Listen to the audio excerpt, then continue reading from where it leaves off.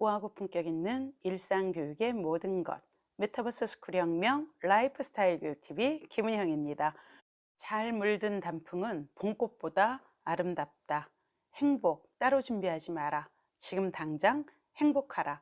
여러분들과 함께 오늘부터 법륜 스님의 인생 수업 함께 읽어 나갈 텐데요. 법륜 스님이 글을 쓰시고 유근택 선생님이 사파를 담당하신 아름다운 책입니다. 여러분들 꼭 한번 사서 지니시고 읽어보시면 좋을 것 같습니다.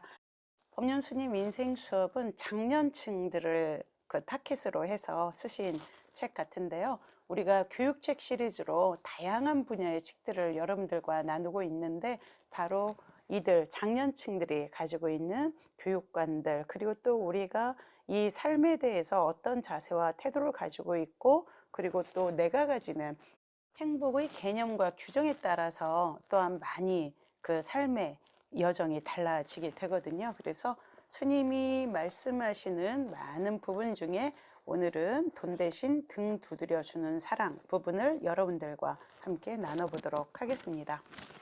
요즘은 다 큰 자식들이 경제적으로 자립하지 못하고 나이 든 부모에게 기대어 사는 경우가 많습니다. 한 아버지는 집을 처분해서 자식들에게 생활자금으로 분배하고 부인과 함께 시골로 내려갈 생각까지 했다고 합니다. 집을 없애버리면 자식들이 더 이상 손을 벌리지 못할 것이고, 그럼 더 이상 괴롭지 않을 거라는 생각에서 내린 결론이라는 겁니다. 그래도 지금은 돈을 줄 수 있는 능력이 남아 있으면서 줄까 말까 괴로워하지만 앞으로 줄 처지도 못 되는데 자식들이 달라고 하면 더 괴로워집니다. 주긴 주어야 하는데 줄 것이 없으면 자신을 자책하며 더 괴로워하지요. 그렇다면 근본적인 해결 방법은 무엇일까요? 자식들이 손을 벌려도 내가 아무렇지도 않을 만큼 아무것도 없거나 아니면 절대 안 주겠다고 마음을 단단히 먹는 겁니다. 어떤 어머니는 50이나 된 아들이 사업빚을 갚아달라고 조르는 통에 괴롭다고 하소연을 했습니다. 그래서 잔소리를 하게 된다는데, 나이도 먹을 만큼 먹은 아들이 어머니가 뭐라 한다고 말을 듣는 것도 아닌데 자꾸 잔소리하면 부모 자식 간에 싸우기만 합니다. 그럼 돈은 돈대로 잃고 부모 자식 간의 원수가 됩니다. 사업은 망하더라도 부모 자식 간의 정은 있어야 하잖아요. 그럼 어떻게 해야 할까요? 간섭을 안 해야 합니다. 대신에 다 망해서 돌아오더라도 돈은 해주지 말고 따뜻한 밥 한 그릇 해주면서 등을 두드려 주는 겁니다.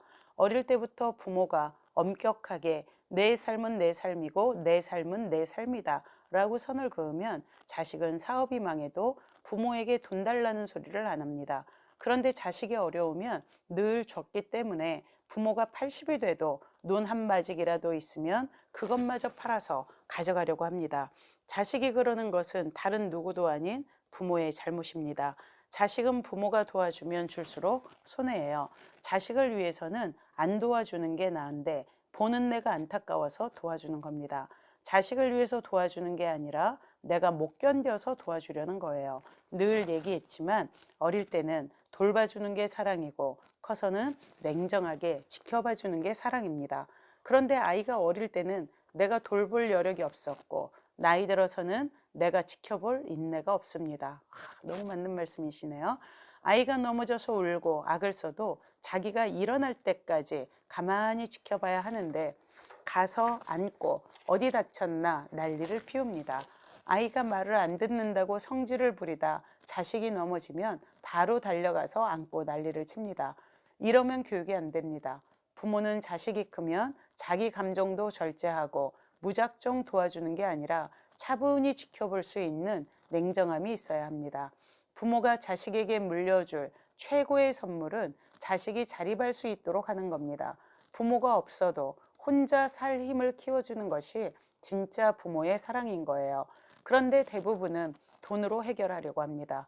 그런 돈은 자식에게 줘봐야 금방 날아가 버리고 맙니다. 사람이 정신만 바로 서면 맨몸으로 일해서도 얼마든지 먹고 살고 자기가 알아서 여자나 남자를 구해 결혼해서 자식 낳고 살 수 있습니다.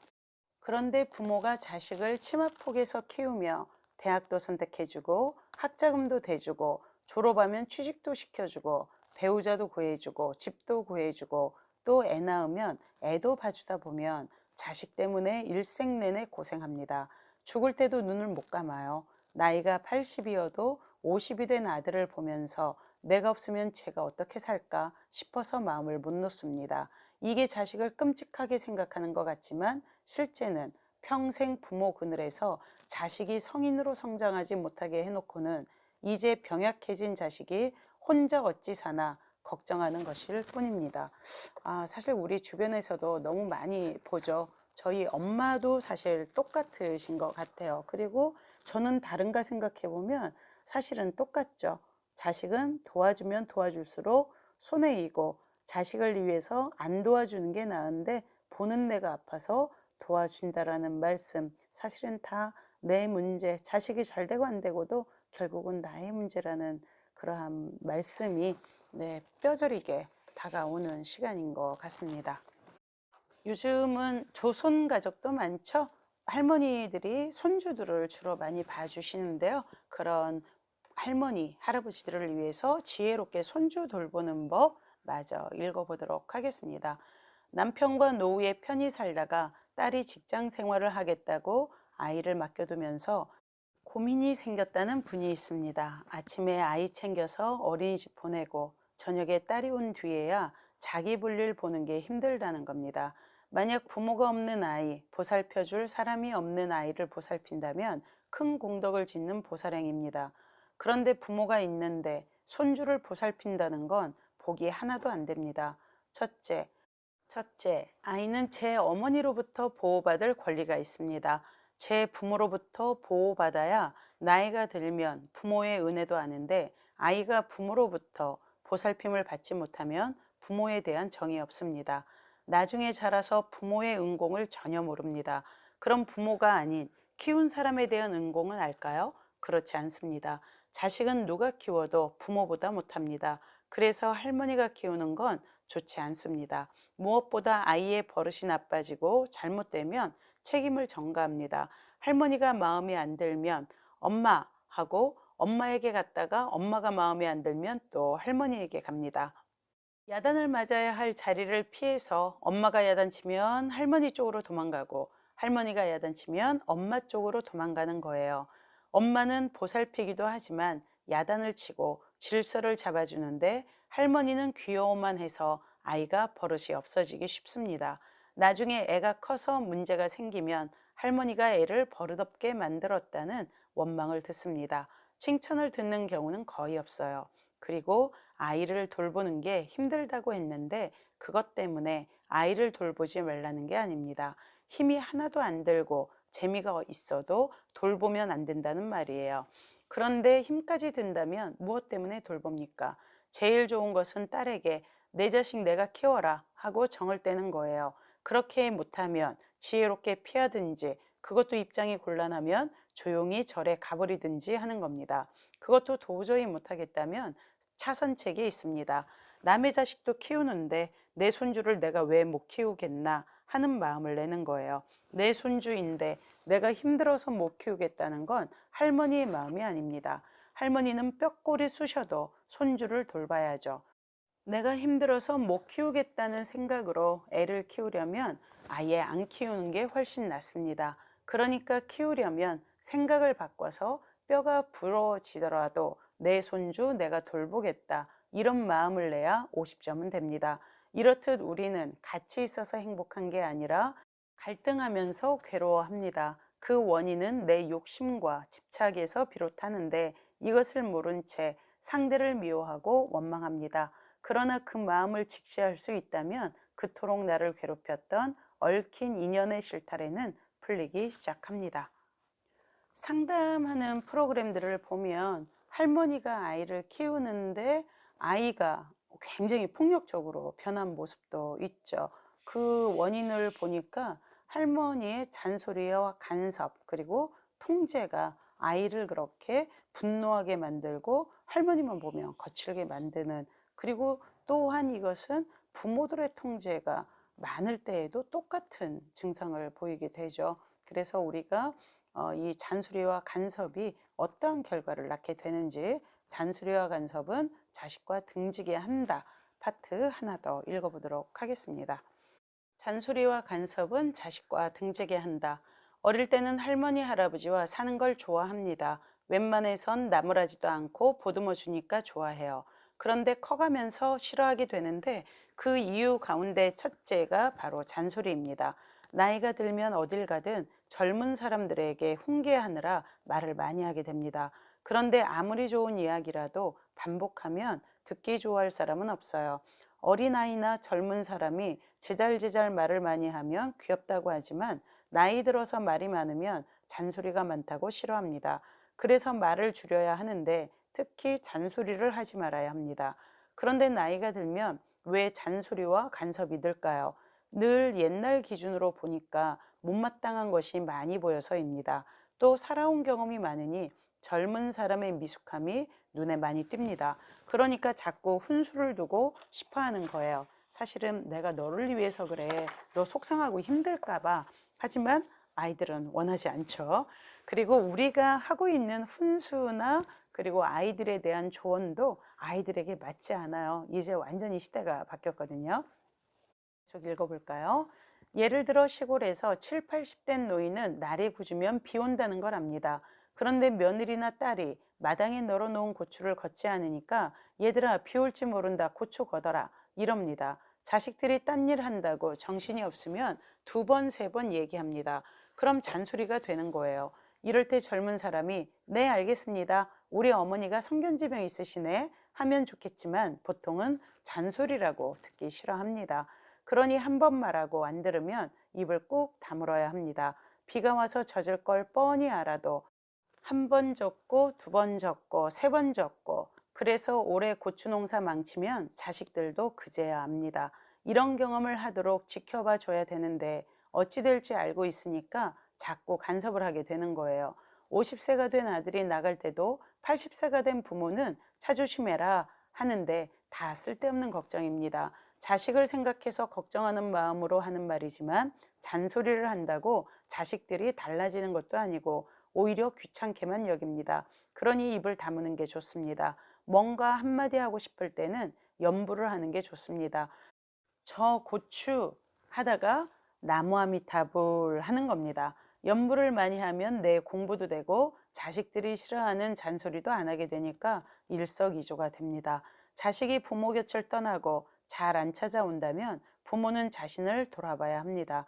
내가 좀 잔소리가 많구나. 남의 인생에 간섭을 하는구나 생각해야 합니다.